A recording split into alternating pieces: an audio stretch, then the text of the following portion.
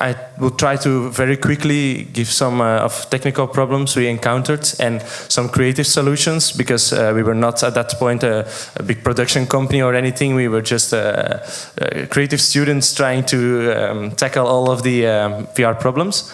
So this is the suit. We made it ourselves. We bought a broken Easy Rig, we modified it, and it worked. Then this is our crew, so it's a very big group, but very important is, and I also saw it in the video here of you, if you work with big crews, you have to communicate very well. But if you're on a normal set, you can just talk to people, you can instruct them. But in VR, the first AD, the assistant comes to you and say, okay, you have to go off set because we start shooting. This is really annoying. So we had two solutions for this. So we put some speakers on set, and then I had a microphone. So when I was in the other room, I could talk to the people. And we had a small GoPro hidden in the room, so we could have a very good overview. Okay, so you had a monitoring of what was happening in the room, not only what we were shooting. Is it?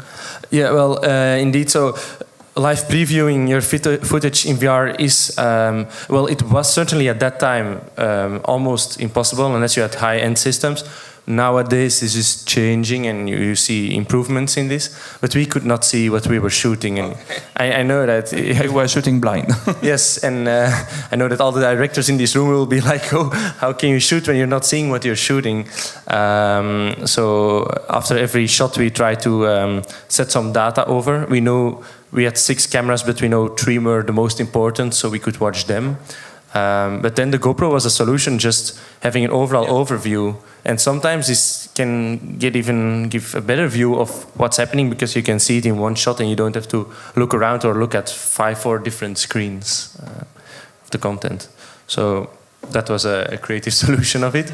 And we had also one other. Here, I don't think, you can see it. So this is our suit without the coat on it. Then we have the GoPros, and then you see something on top of the GoPros. And this is a Theta S camera. So this is a consumer 360 model, and we did it on top of the camera. You don't see it in VR, but this way you can see 360 live streaming. Okay, that's good. So there's a very it's low like budget solution. Cheap video camera you put on a 35 millimeters.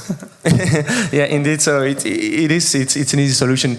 There is a little bit of a height difference between the original camera, so you have to take in mind. And sometimes we shot in interior, and if there are big walls and you stand behind these walls, the Wi-Fi of the Theta S might not be that good.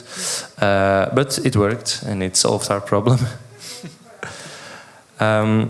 Another very important thing in making fiction is getting your actors and everything good.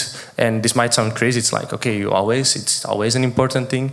But in 360, there's happening so much around you, and you're always in wide shots. If you're directing and you're looking at close-ups, you can see better. You're more focused on the acting, while in the wild shots, you're more like being busy with choreography. But in VR, everything is wide, so you might sometimes lose this. Because the viewer will have a more closer view than you have. Yeah, indeed, and then he's looking at he can look at different actions at the same time, because what we did in our movie, it's a movie which you have to see twice. So there are a lot of things happening around you, and there are actually multiple storylines. So you can watch the first time, and then we made it that you really want to follow what's in here, and then go to the right or to the back, and then it starts over, and you try to see different things. But this means there is happening a lot. So what we did was, like you could see here, practice a lot with extras. We called up just some other students. We say, hey, you want to be part of the VR revolution? And then just had to do these things. But and so in this way we could see, we could already practice a lot. And I worked together with someone who was not busy with VR, just to do only the acting part. So he didn't care about 360 or if what was happening with work in VR, just only character emotion.